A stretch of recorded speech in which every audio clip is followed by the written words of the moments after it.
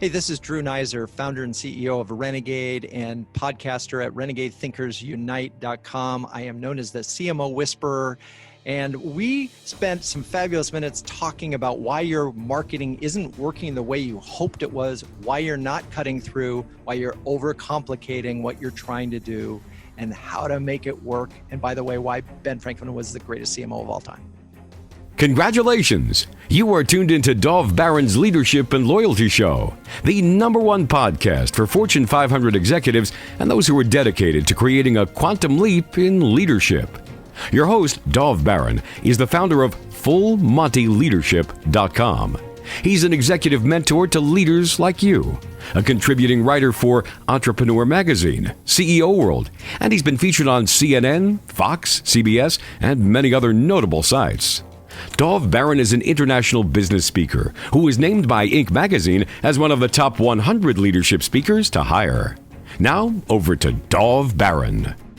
Welcome, dear friends, fans, and fellow aficionados of leadership excellence. Thank you for joining us on this episode of Leadership and Loyalty Tips for Executives, part of the Full Monty interview series. I'm your host, DovBaron. I'm the founder of Full Monty Leadership, and I'm here to assist you tapping into the one thing in your business that changes everything. Let me ask you, are you committed to up-leveling your leadership? Well, what would happen if you sat down with hundreds of people who were all in the same role? What do you think you'd be able to distill from that level of a deep dive? Find out. You can chat about this episode or any past episodes on our Facebook page. Just look for Leadership and Loyalty Podcast. You can also find us on LinkedIn. We have a group in there too where we discuss these wonderful things. If you're a new listener, new viewer, thank you for joining us. Strap yourself in. We're about to go full Monty. And as always, you can find us on Apple Podcasts, on Spotify, iHeart Radio, or wherever you tune into podcasts. And we always need your help in staying relevant. So please get over there, rate, review, and subscribe to the show wherever it is you listen to it. You can also catch us on traditional radio stations across the United States every Monday and Thursday, all the way from Tampa, Florida to Wisconsin and up again and around to Washington, D.C. You can also catch us on ROKU TV, where there's over 100,000 subscribers. And if you're a new listener, a new viewer, thank you. Big thank you to you, because you've made us the #1 podcast globally for Fortune 500 listeners, with a potential reach of 2.5 to 4 million listeners for every single show. We're honored and grateful to be cited by Inc.com as the #1 podcast to make you a better leader. You can also tune into us by Spotify or Alexa or one of those cool things like Google Home and simply saying, play DovBaron podcast. Thank you for sharing the show with everybody you know.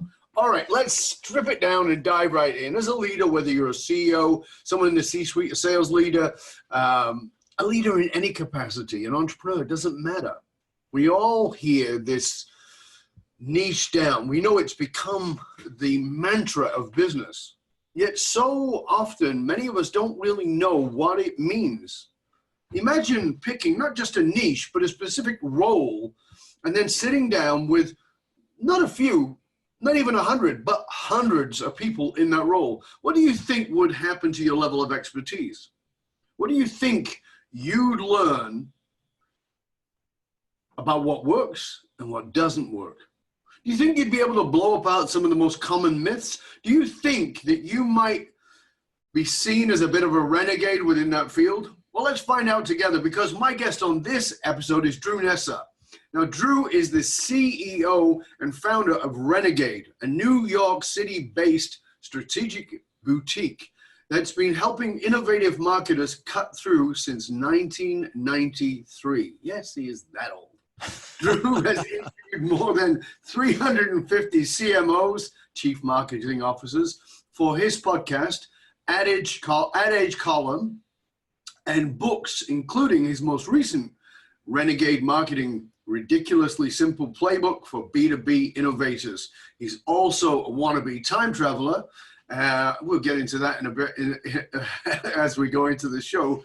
But for now, ladies and gentlemen, please help me welcome the Cmo Whisperer, Drew Neisser! Unbelievable.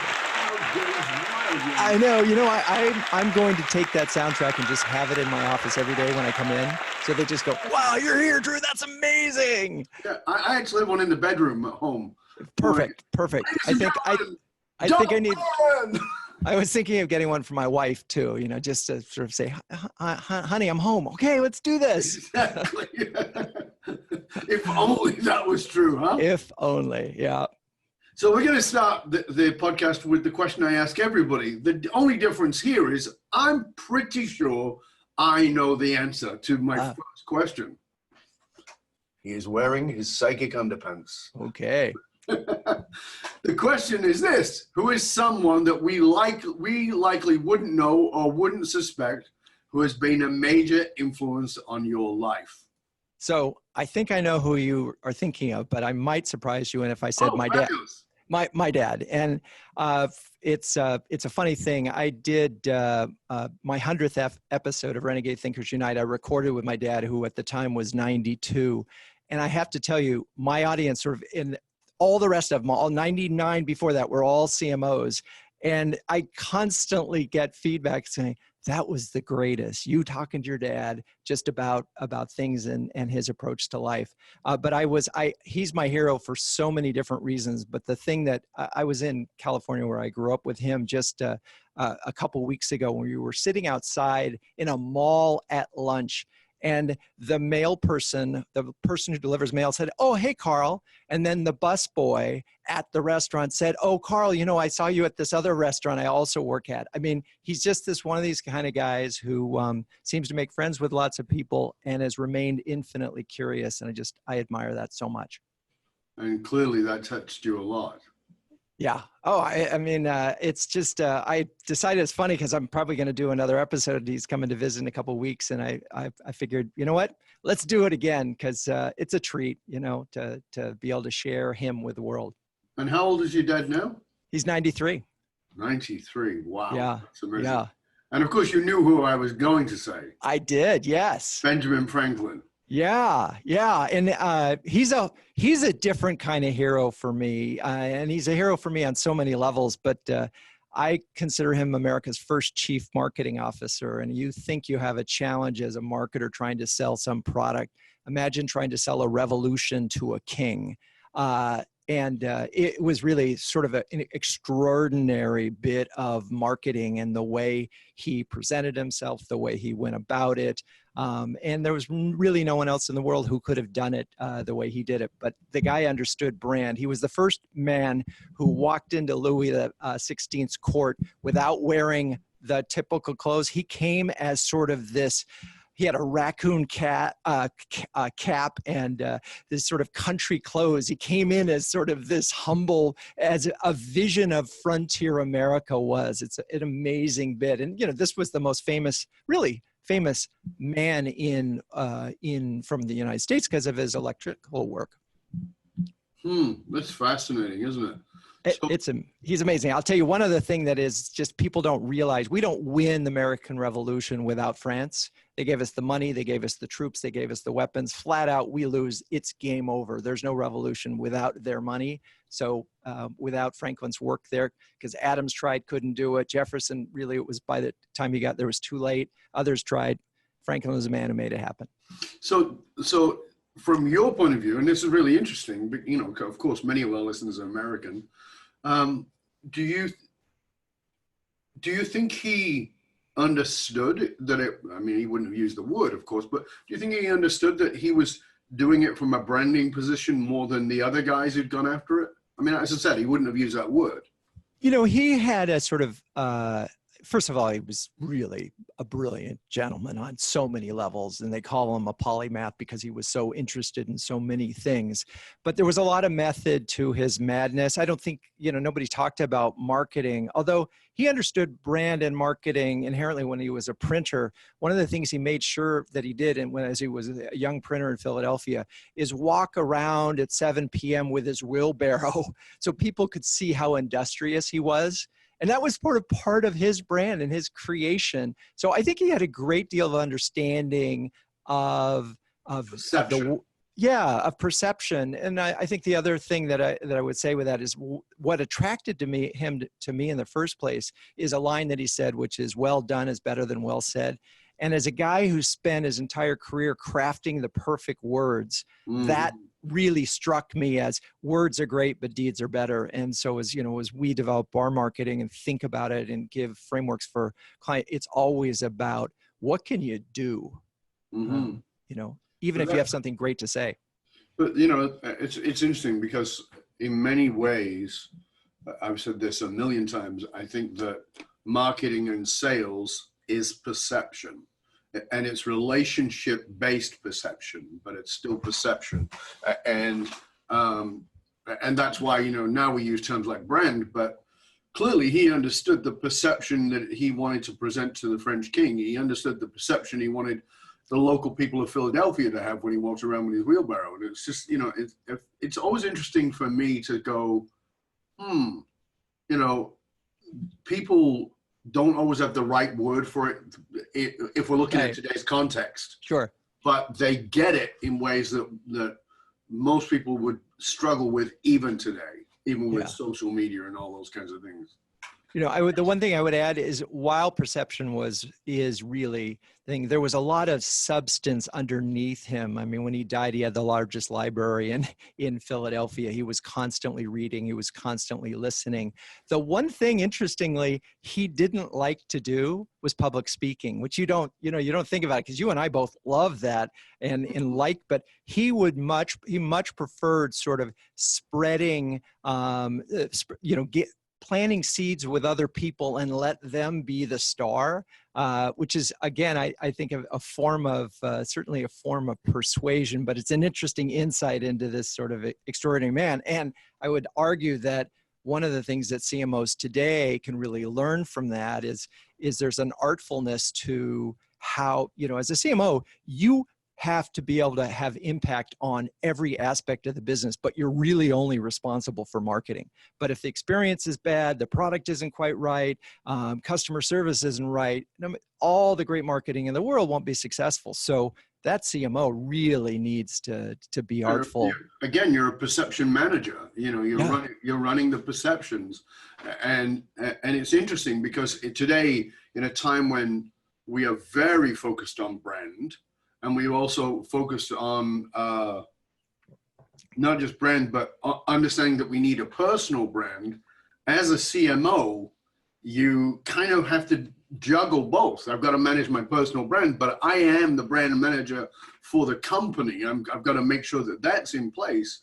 And I love what you were saying about Benjamin Franklin, this piece around, which I think is masterful marketing, which is, let me give you this idea and you think it's yours. Yeah. Oh, yeah. When I was a kid, you and I are in the same age bracket. When I was a kid, there was a saying where I was from, and it was, women are in charge because they let a man think he runs things, right? And I'm not saying it's right or wrong, but I'm saying it was something that was said a lot of the time. She lets him think he's, the way to make a man happy is to let him think he's making the decisions. But that is really the same thing. It's like, let me give you this idea and turn it into yours. And that means putting one's ego to the side and putting a perception forward so that people now, for instance, look at Dove as the soaps and all the rest of it. Right. They see that as a company who really care about women and women's bodies. What they forget is the company is owned by Unilever, and Unilever has all that teenage acts that's about sexism and all the rest of it. So it's completely polarized, but they've managed two separate brands and placed the image and done a brilliant job of it. Whether you agree with it or not, we can put that to side for a moment and just go from a marketing position. It's absolute genius.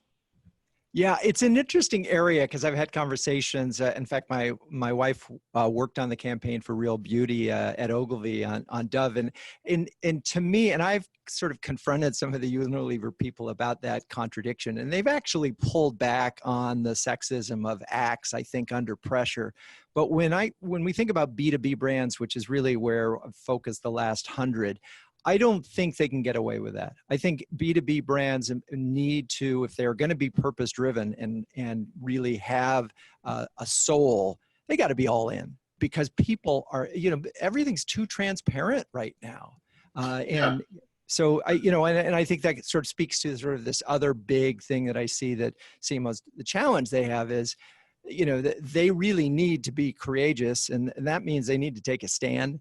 And that's something that you got to stand for something, because that's the definition of a brand, right? You stand for something. And so while I admire how Unilever was able to disconnect those things, I think, in my world where I want marketing to be a force of good and business to be a force of good, I feel like you need to pick one and run with it. Well, I fully agree. And I was just actually going to go to that, which is that times have dramatically changed. And I love that as somebody who works and guides leaders in companies to be purpose-driven. One of the first things to say is your job as a leader. You've got many jobs as a leader, but one of those jobs, one of the most vital jobs, is your job is to get people off the fence. Right.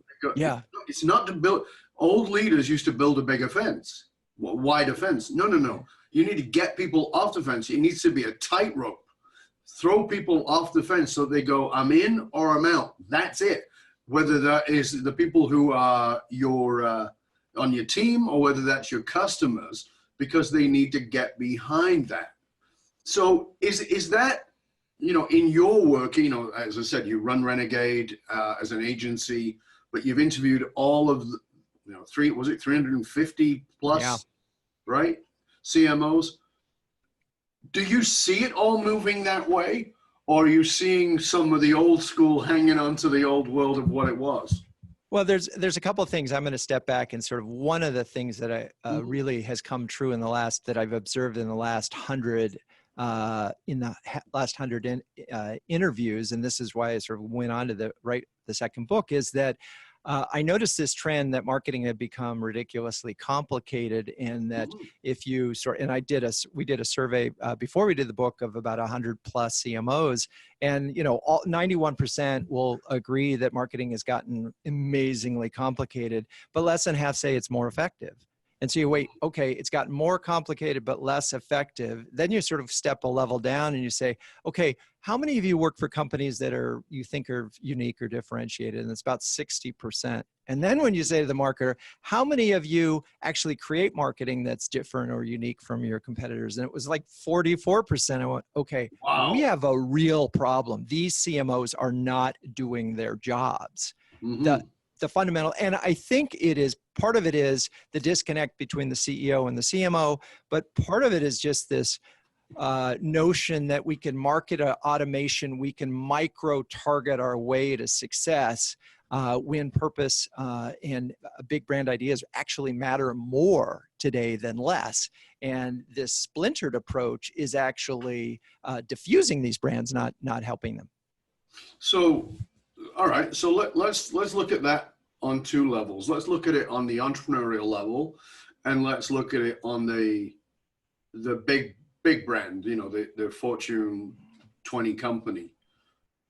Because it does feel like, I officially am a small business, and I and my team are juggling marketing between, now, if you're a CEO, you probably write. You have to write articles. If you don't, you have a writer who writes in your voice. Right. You may appear on podcasts like this and be interviewed, which you may not have done before. You may not have written before. You have a social media presence. You're on Twitter. You're on LinkedIn. For sure, those two, but definitely more than likely, you have a Facebook business page. You may not manage it yourself, but you're there. You're also on maybe even Instagram, and maybe, so there's and then, you might be asked to write for Forbes or whoever it might be. So there's all these feels like demands. And I have often said to the CEOs that I work with, you do have to understand that as a CEO, you're actually in marketing now. And as and as you were saying, as a marketer, you actually have to touch all of the bases. And as CEOs, one of the things I'm hearing from CEOs all the time is that they're getting the job, but they're saying, now you actually have to do 5 million in sales. You've actually got to do sales too. Like, what? I'm the CEO. Right. Yeah, you got to do 5 million in sales as well. So talk to us about, because it is exactly what you said. It seems to be more complicated and more demanding. Right. And somebody in one of those roles, they can't say no, or can they? Well, I think they can. I mean, I think that's sort of, if you look at the, again, I sort of, I would never say this to all the CMOs that I talk to, but as I'm talking to them, I'm sort of thinking, do they have the courage to actually walk into their CEO's office and say, you know what, our products aren't good enough, we need to fix those? Do they have the courage to say, you know what, our positioning is all things to all people? That's the opposite of a strategy. So first of all, they have to sort of get alignment with their CEO. If you're a CEO and you're doing the marketing for the organization, you've structurally messed up. Mm-hmm. I think. I mean, if you're a fan of Traction and EOS as a small business, marketing is not on the list of things that the CEO does. So CMO, yeah, or somebody, sales and marketing. That's why they're often combined. So one, I think, is this issue of what you have to do. Then the other part of this is the focus. So you and I were talking before the show about, okay, we do these podcasts and they're really time consuming. You have to prep, you got it. But it is from one podcast, I get 7, 8, 9 different pieces of content that end up on various places. And all of this content goes back to the core purpose of Renegade. I'm sure you're the same way. And so this part, the thing that's happened that I think market automation, it gave some folks the feeling they didn't need a big idea, that they didn't need a consistent story, that they didn't need to be able to be concise and have this thing. And I'll tell you one thing, had the pleasure of interviewing Brent Adamson from Gartner several times on my show. And he's done a lot of research on B2B buying. And one of the things that they've sort of found out is it's not that sales are broken, it's that buying is broken. And so that means the customer doesn't know how to buy some software. They just don't know how to do it. It's 14 people on the team. It takes them 14 months to make a decision, and then they're unhappy. And then the marketer says, oh, well, I'm going to have a different message for the CEO, the CIO, the CFO. And then what happens is they get in the room and they say, they're talking about 3 different companies. So again, if we simplify this and we say, our company stands for one thing, and I can summarize it in 6 words or less. Mm-hmm.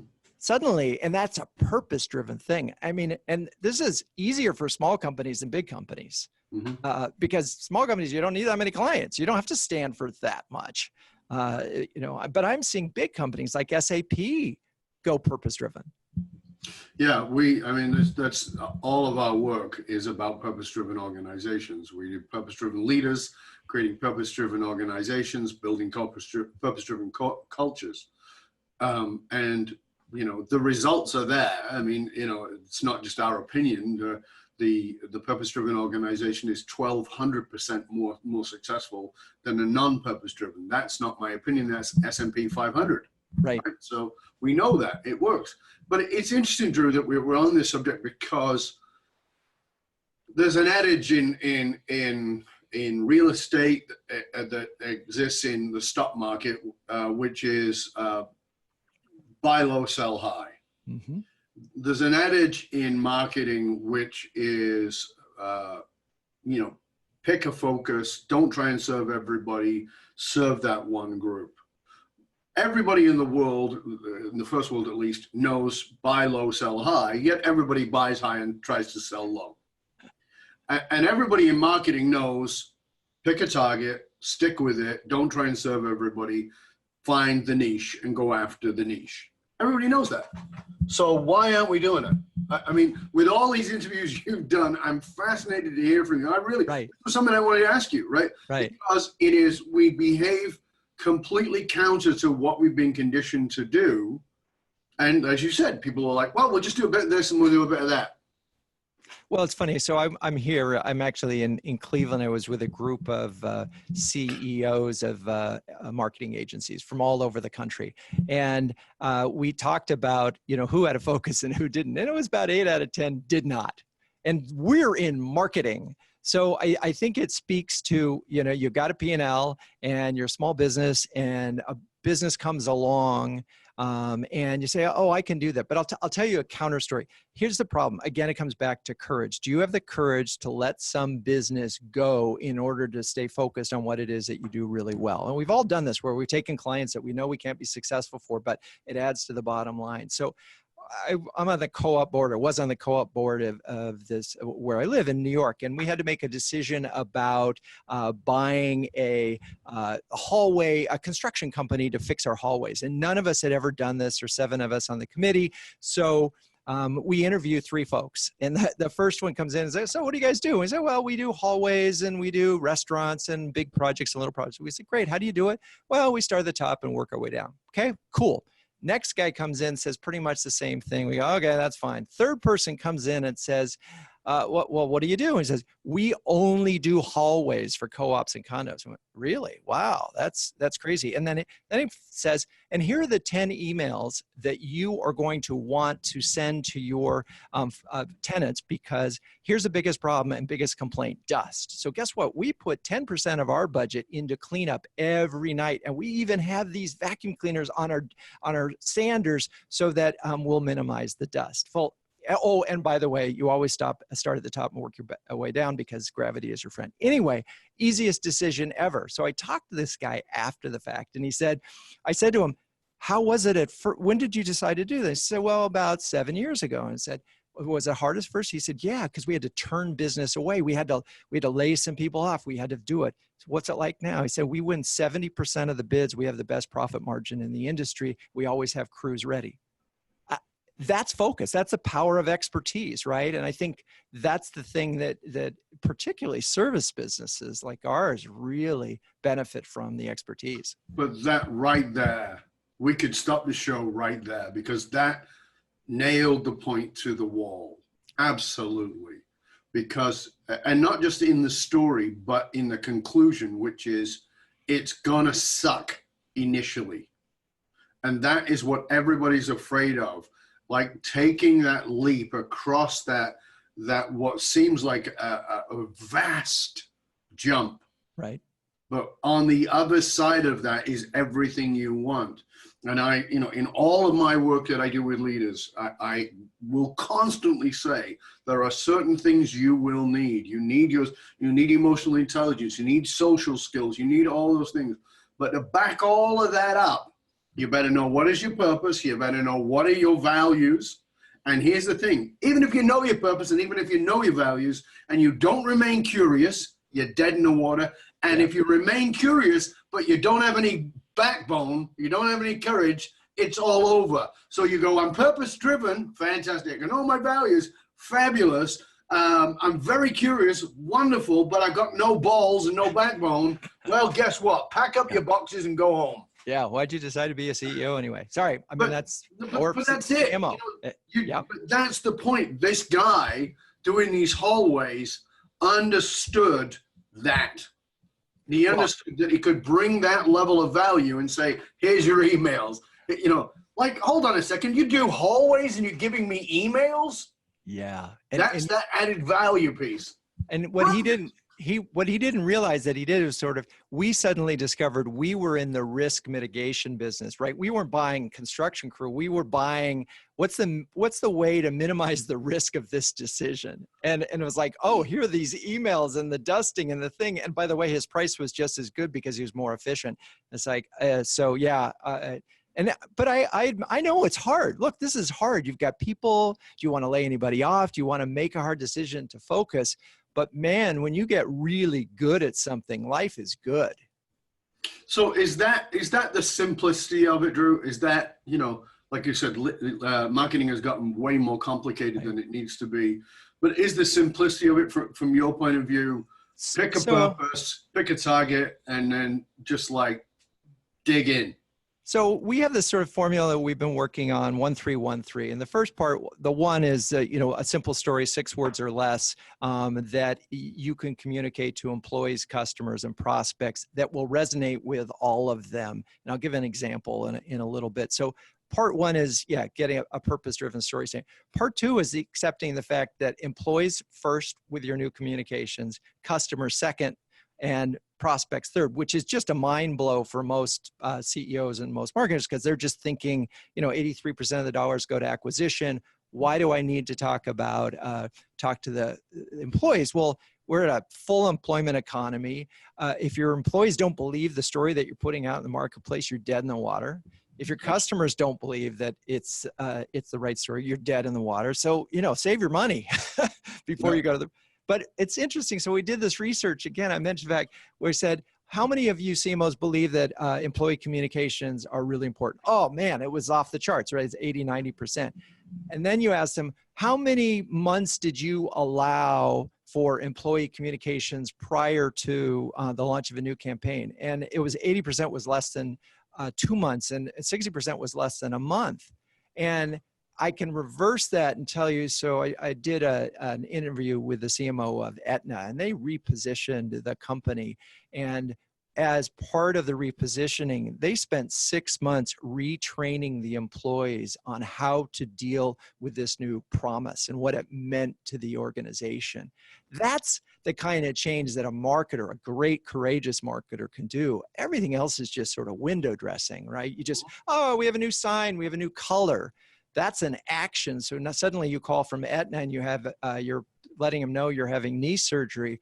The person is being trained to say, oh, you're having knee surgery? Oh, by the way, most of the folks that do this also need physical therapy afterward. Would you like us to send you a list? Well, nobody expects that from their insurance company at all. People hate their insurance company. So you try to change that by take your purpose, which is, and they said their purpose was, we don't, you don't join us, we join you. Wow. Okay. That's a commitment. Now prove it. So anyway, so that's purpose-driven story statement, 3 targets: employees, customers, prospects. Simplify the plan so everything aligns back to the purpose. And then lastly, simplify your metrics.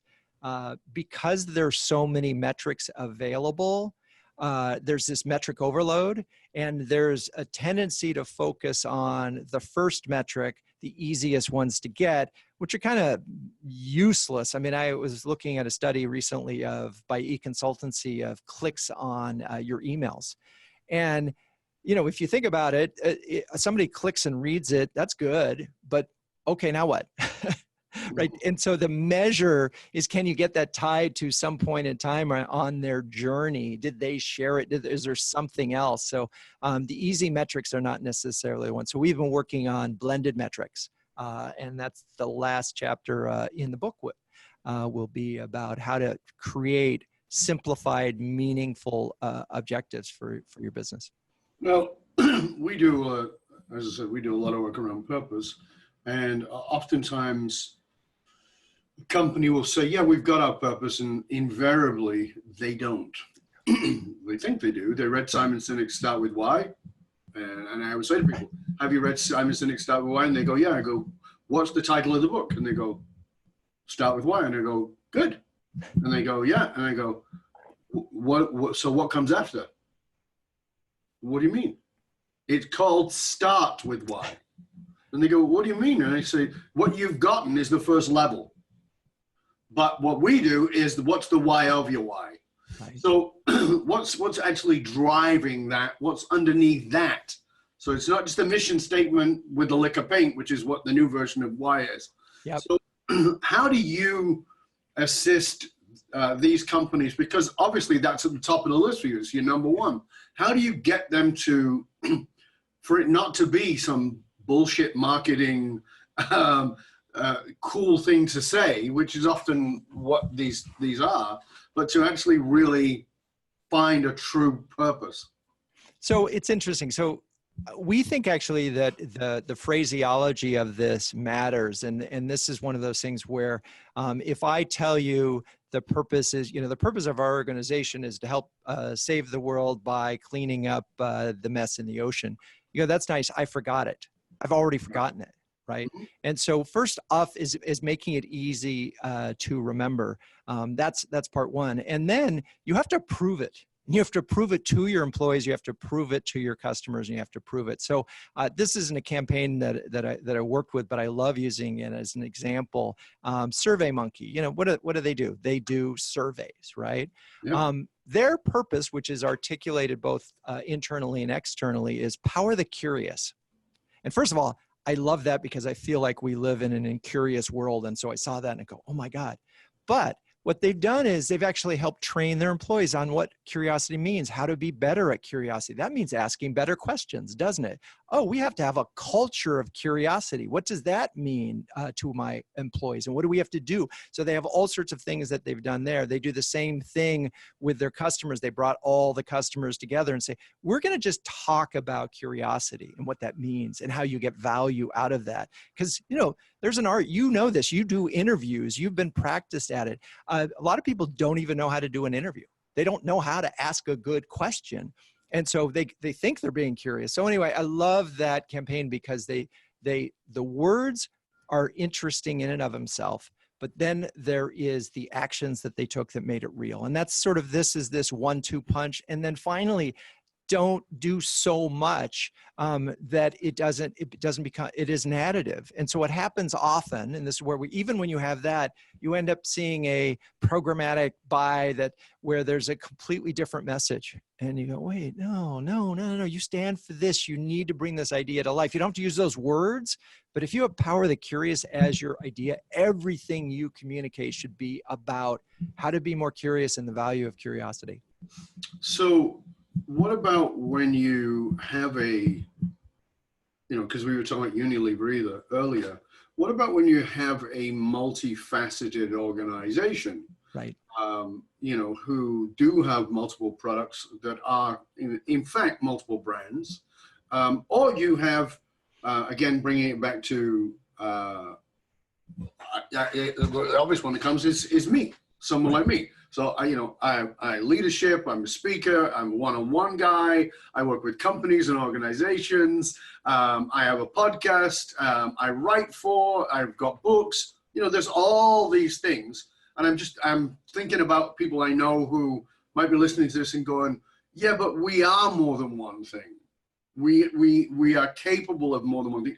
And we have strengths that are not limited to simply curiosity. The curiosity is part of it, but there's much more than that. So how do they, because I think that's part of the challenge is that part of it is, yes, as we talked about, wanting to please everybody all the time. But another part of it is feeling that if you are a creative individual or a creative organization, you do have multiple facets. Yeah, and it's interesting because I would argue that all the things that you described are just sort of executions of the same idea. And so that's, I think, and where I thought you were going was like, if you have a multi-brand environment, like a Unilever, which I'm not an expert on at this point, it's very different. But for brands like yourself, the value and your purpose of, sort of helping CEOs find their mojo, find their purpose. And the way you express it is all those other tactics. That's perfectly cool. The thing that I see with individual brands is, and this is where it gets hard, is the pieces don't feed each other. And right. So that's where, and I mean, speaking for myself, and by the way, it took a long time. I mean, I've been doing the podcast thing for 3 years. You're way ahead of me, but it took a full 2 years before I realized the virtuous circle and all of the ways that we could make this valuable and consistent with what Renegade does. And so sometimes you get on these journeys where this is good because I'm learning a lot, but suddenly when we realize we could take the podcast and make it of real value to our customers, then it changed. It really changed the way the guests that I wanted to get. And I'm sure you do this too, because you find guests who fill in the gaps to talk about something that a CEO needs to be thinking about. Well, so what we do is say, okay, to all our clients, what are your top 10 issues right now in marketing? Okay, great. We'll go find a guest that will do it. And then we invite some of those CMOs on some of the special occasions in to be part of the recording of the interview. Now, the podcast is a lot more than reach. It's about engaging with the customer. So it's a different way of trying to find value of some of these things and making sure that all the pieces do tie back to, in your case, it's all about you. Right, because I'm at the center of the brand. Yeah. I think that is often a challenge. Is that I come across this all the time, that people don't actually know what they do, and I said for years, I don't get upset with people for that, because I think one of my quotes is, none of us has complete objectivity in our subjective reality. Right. And we need people like Drew to have that objective view and go, oh, well, what you're not seeing is this is what you actually do. Right. And the person goes, oh my God, I always call it the forehead slap.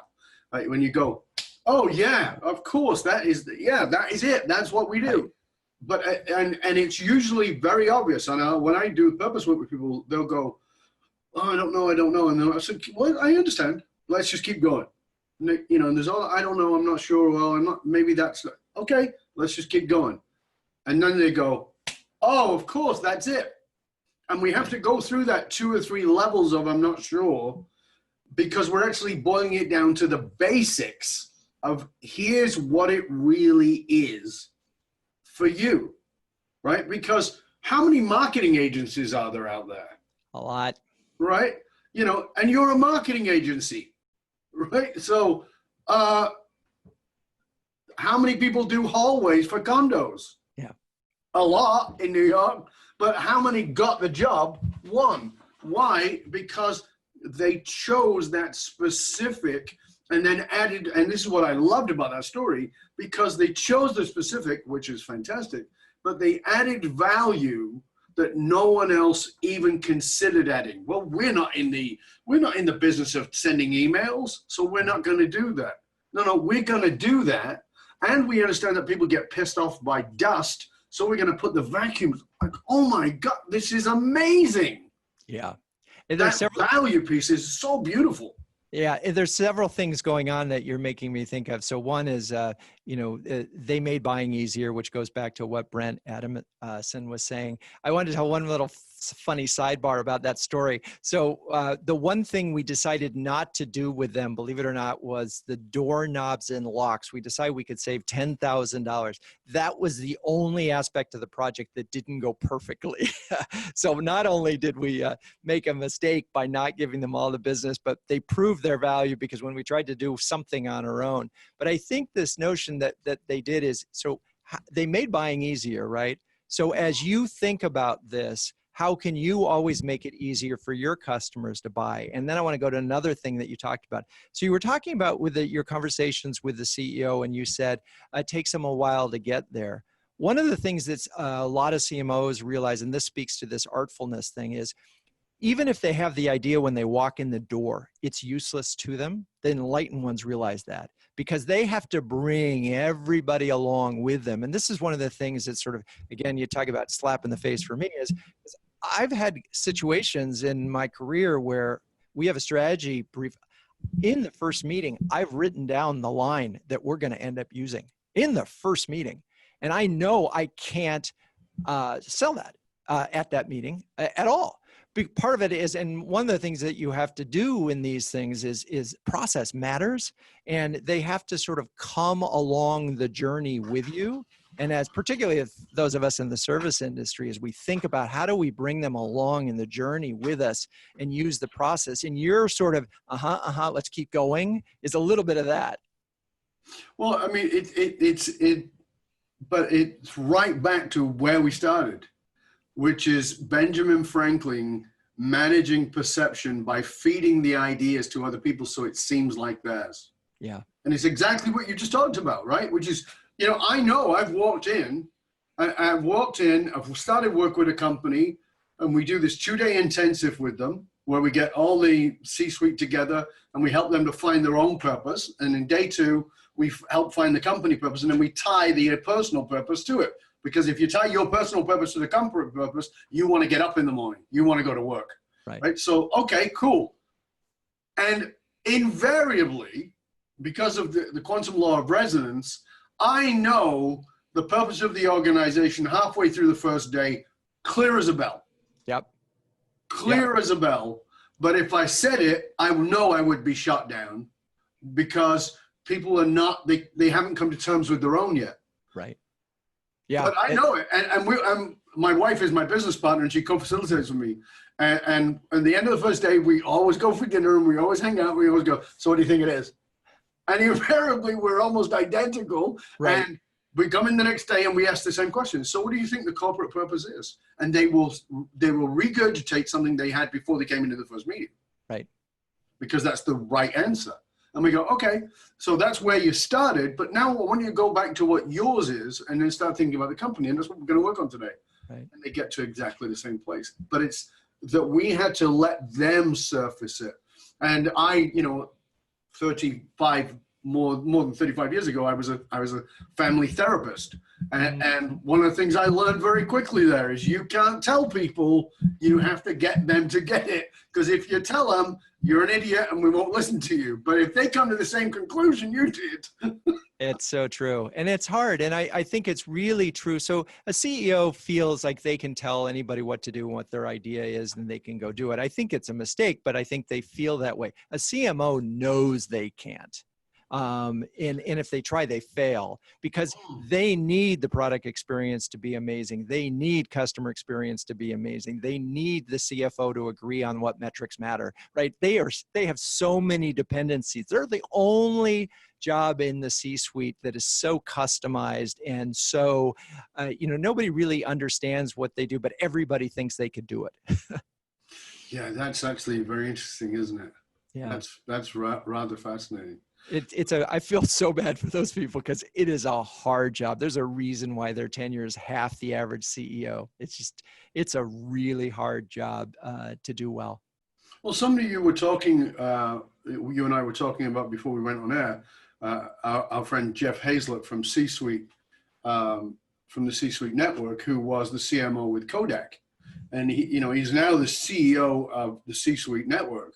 But he talked about, with me when I interviewed him years ago, and I've interviewed him several times, but one of the things he talked about was he knew he would never be CEO of another company other than his own because he'd been CMO. And he just talked about how that is not a natural evolution. CFO becomes CEO. Right. But CMO, incredibly rare for them to become CEO of a company that's not their own. Right. And I think because of what you just said. And well, it's part of that. And part of it is this sort of the CMOs live with these soft metrics and boards want hard metrics. So they, it's easier for them to understand what a CFO says than a marketer says. I think it's happened. There have been some CMOs that have become, and you see it sometimes, you see it in the soft drink world because it's a marketing driven organization, right? You saw it in even some of the packaged goods companies, but for the most part, you're absolutely right. It's funny. Jeffrey was the first chapter in my first book, which was the CMO's periodic table. And I start there specifically because one of the things that he said, and this I see still today, is CMOs fail because they fail to manage expectations. They don't have 3 things that they can go to the CEO and say, these are the 3 things you wanted me to accomplish, right? And he sort of, it was a great place to start. And in my formula for CMO success, which is CATS, courage, artful, thoughtful, and scientific, that last one, it's like you can be courageous and have a big idea. You're going to be artful in the way you communicate. It's all good. You can be thoughtful in the things that you do for your customers, employees, and then you'll still screw up because you don't know what the expectations of the CEO and you don't have the metrics. So it sort of all ties together. It's funny. We're both, yeah. That's very good.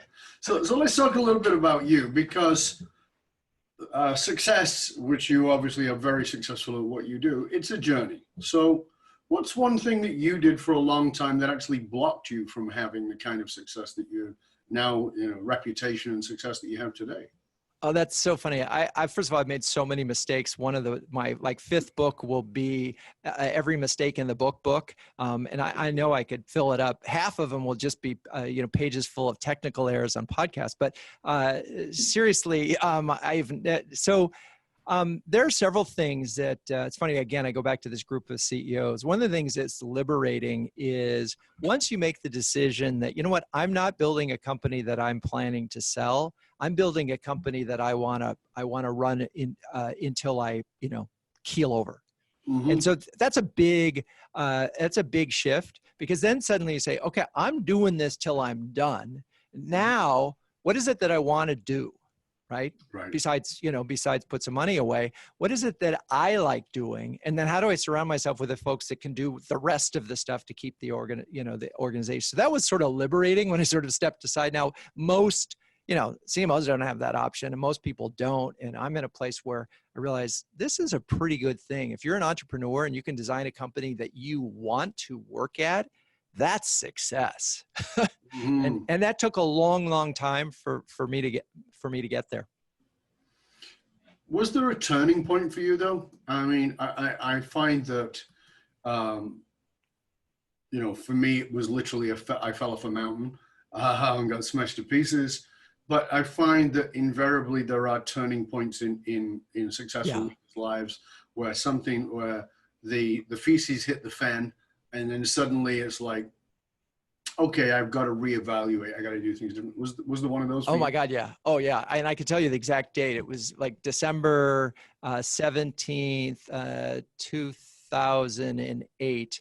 And the reason I remember it so well is that that's my mom's birthday, and the phone rang, and I was sure it was my dad reminding me that it was going to, call your mom, it's her birthday. And it wasn't. It was a client of ours for whom we were about to build the coolest, and we were only a few weeks away from launching.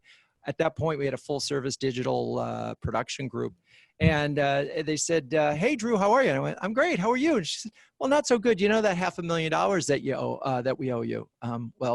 I said, yeah, I know it pretty well. She said, well, we're not going to be able to pay you, and we're going to have to kill the project. And I said, so why aren't you going to be able to pay us? Well, the donor that was funding the project just lost $10 million in the Madoff scandal. So she's not going to pay us, and so we're not going to be able to pay you. Have a nice day. Now, what I didn't add to this story is that 47 days earlier, I had bought Dentsu out of Renegade. So I was suddenly owning it. And then the other thing I didn't know is we were about to go into the worst recession since 1929. So that was that $500,000 was our cash flow, the cushion that was going to enable us to sort of make it through. So that was really the motivation for us to begin our journey to find a more significant focus.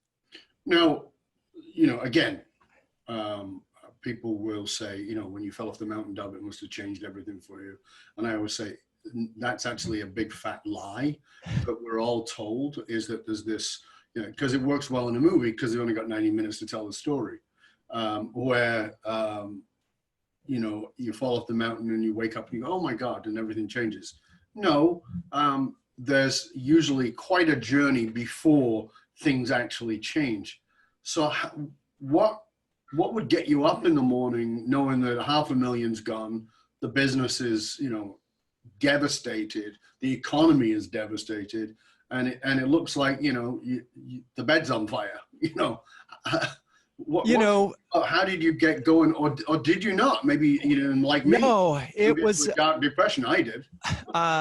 In my case, it was. So we immediately instituted, because we had to obviously lay off staff and shrink down, and then we sort of instituted for a 2-year period. We had Happy Fridays, and even though the news was dismal, it was like we're going to find one thing to feel good about.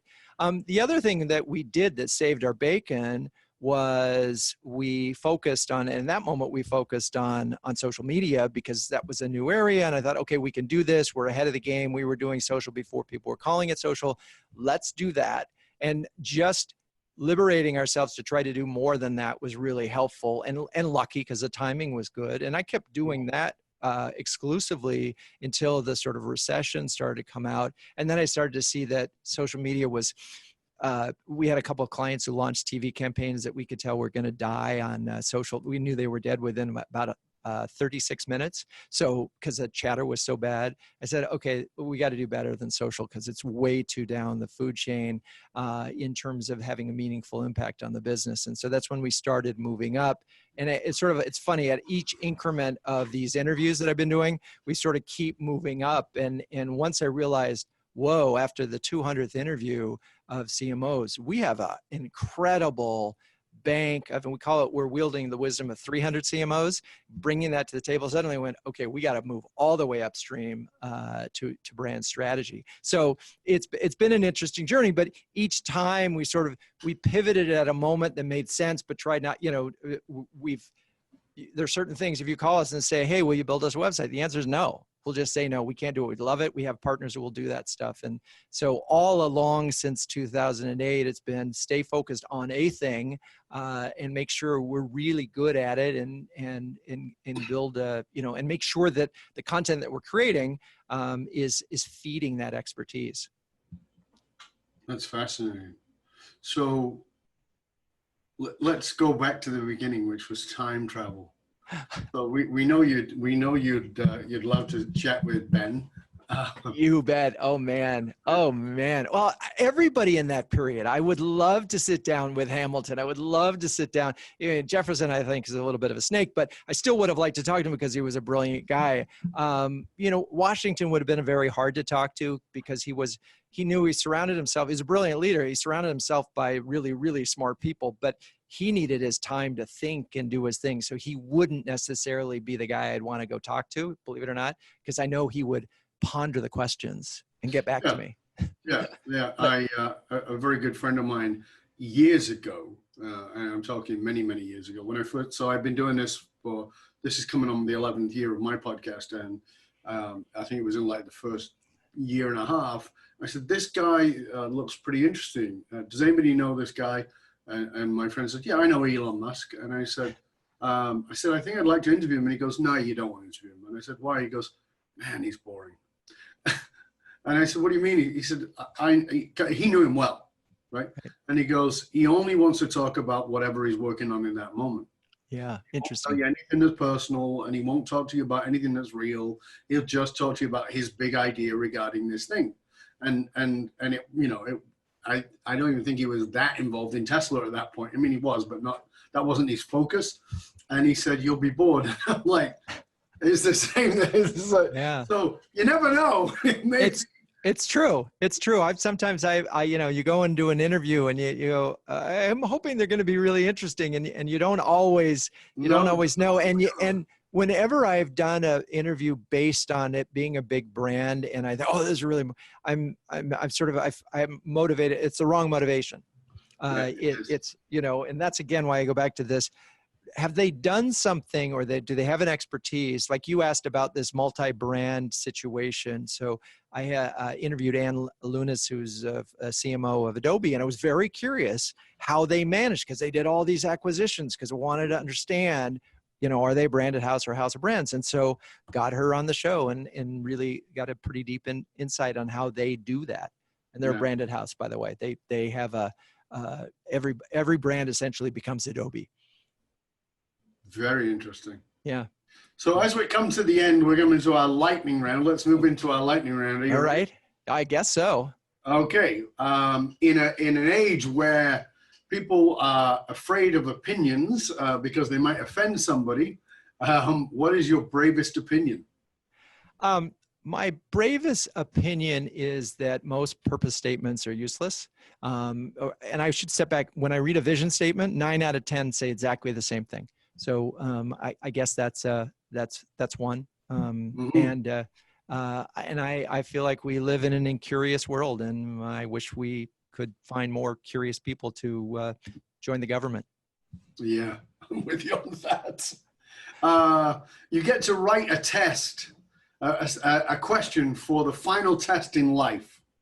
So there's a final exam on life. Right. The people are about to die, and they're slipping into unconscious, and they got to go into this classroom, and they got to write a test, and you get to write one of the questions. What's the question? Who did you love? Yeah, I think I would add to that, and did they know? Yeah, I always say that I was dating my wife for a year before we started going out. So, Right. And did they know? I mean, because it's interesting because how often I hear people, I remember working with a CEO years ago who said that I asked him for his most touched moment, and he said came a year after his father died, and I said, "Oh, really?" And he said, "Yeah." He goes, "I never felt like my father loved me, and I never felt like my father respected me or any of that." And he goes, and I happened to see somebody who knew my father very, very well and talked about how much my father bragged about me. That's nice. That's really nice. But it's also really sad. Yeah. Because he never knew from his own father. It's hard. That's and hard. So that's what I said. It's not just who do you love, but do they know? Why haven't you taken the time to let them know? Because I don't want my kids to know a year after I'm dead. Oh, yeah. Stranger that, oh yeah, your dad was proud of you. Your dad loved you. No, I want to tell them myself. Yeah. That's a good one. I can bring this back to Franklin, by the way. Great advice that he said, if you would be loved, love and be lovable. So that's very good. Yeah. What makes Drew cry tears of sadness? Oh God. Tears of sadness is sort of almost any sentimental TV commercial. It's just amazing. I do a fair amount of keynoting, and I show this Angel Soft commercial with this single dad. And the theme is be strong, be soft. And I have to turn away because otherwise I will cry. And I've seen this commercial 100 times. I'm an easy cry. Yeah, me too. My wife makes fun of me because I cry at commercials. Yeah. But I think that's fabulous for people who are in brand and brand psychology. I mean, part of my work is the brand psychology people, and it's like, yep, if it doesn't punch me in the heart, it's not purpose. That's why I say to my clients, if it doesn't punch me in the heart, it's not purpose. If it doesn't emotionally grab me by the shorts, it's not it. So it's exactly that. I agree. What makes you cry laughing?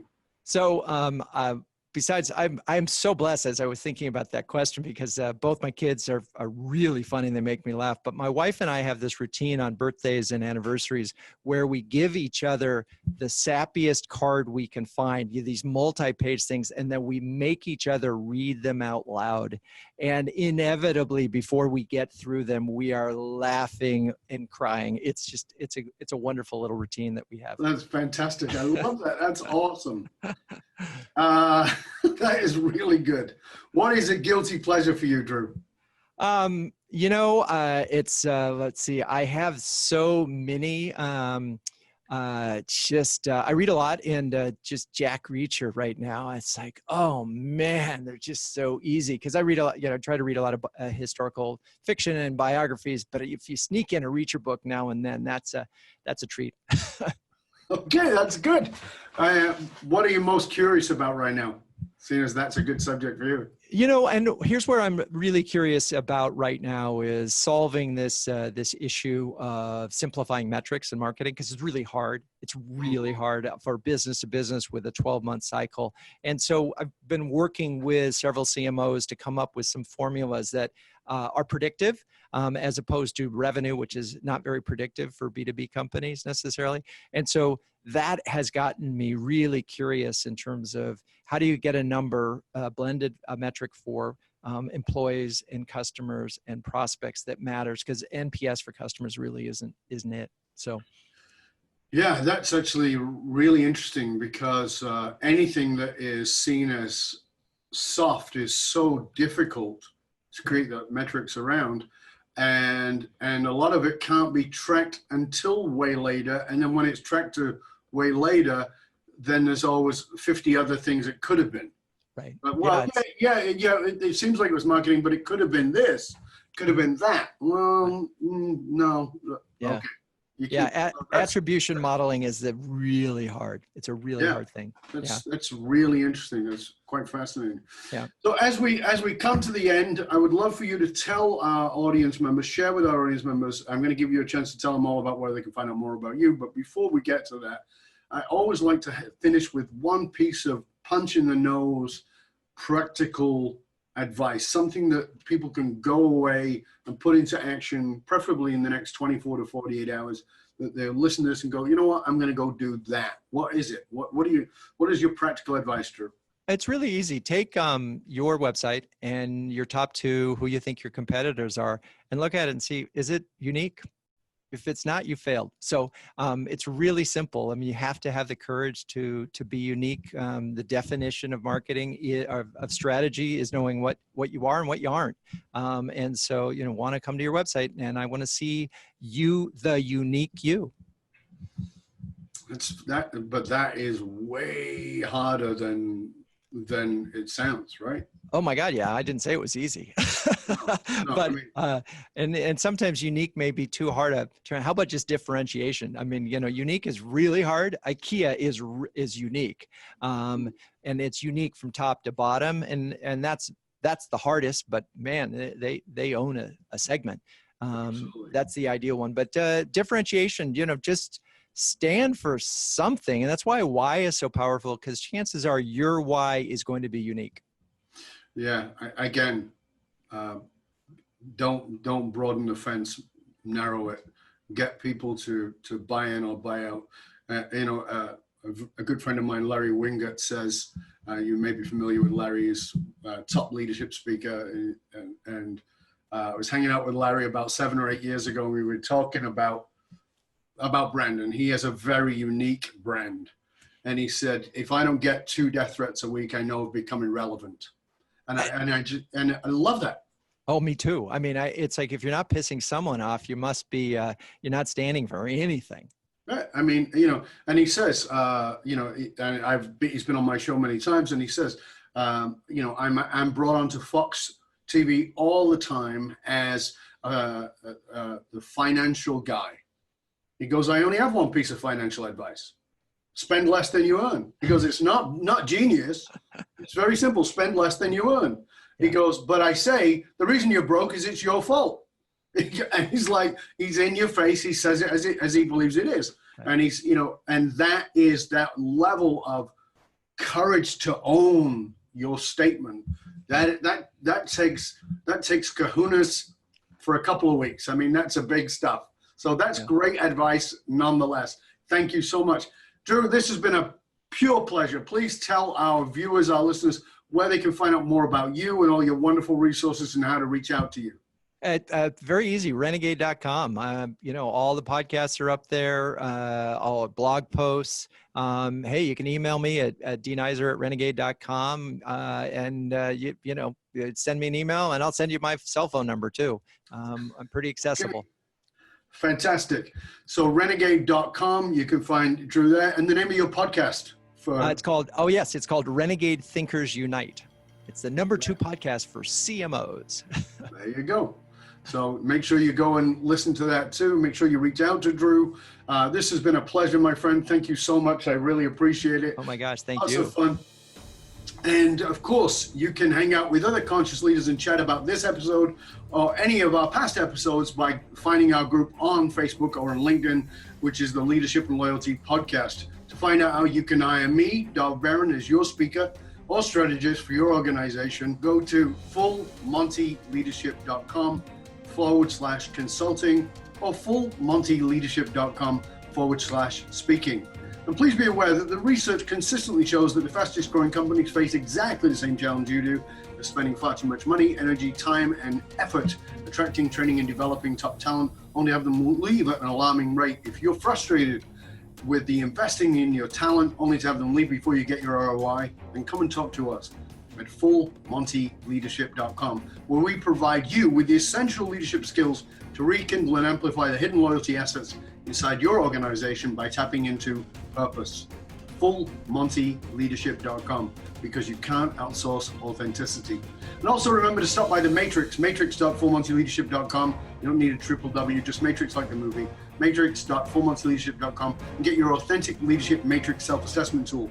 It's valued at $197. It's absolutely free to you for being one of our true listeners. And go there and find out about your real strengths in the 5 main areas of leadership. I want to thank you for sharing the show with everybody you know. Until next time, stay curious, my friend.